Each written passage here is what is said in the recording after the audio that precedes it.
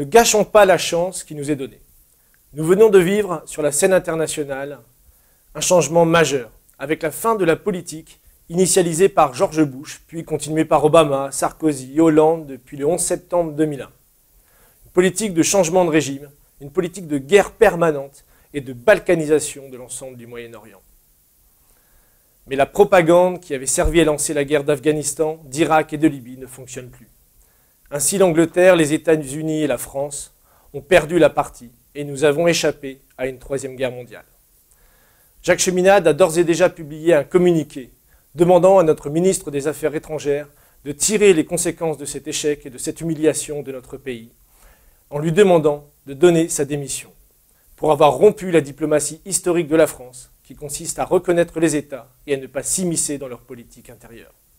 Ce communiqué a d'ores et déjà été distribué ce matin dans les rues de Paris, et vous pouvez le trouver sur notre site internet et le faire circuler massivement.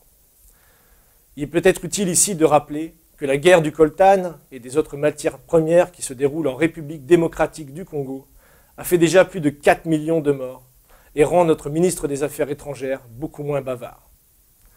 Alors certes, ce changement est majeur, mais fragile, et de simples accords politiques sur le désarmement chimique du régime de Bachar el-Assad ne suffiront pas.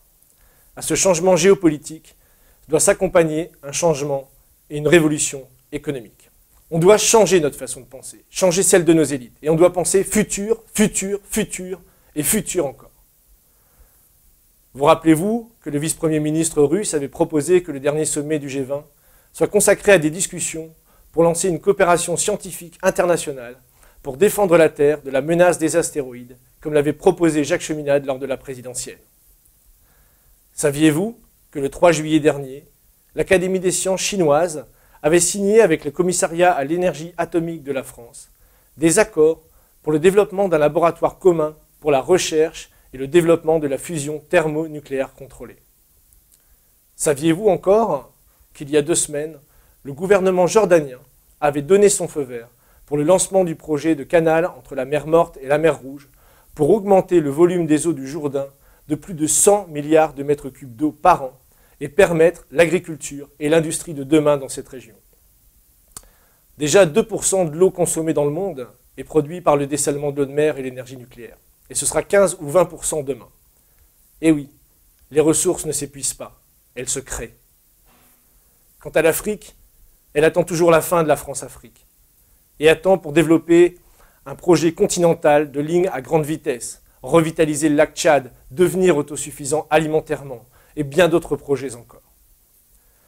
Voilà le futur que nous devons avoir. Voilà le futur que nous voulons devoir.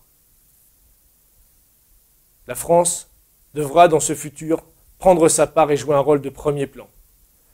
C'est pourquoi nous disons au revoir à M. Laurent Fabius. Comme je le disais, une occasion nous est donnée. À nous de ne pas la gâcher.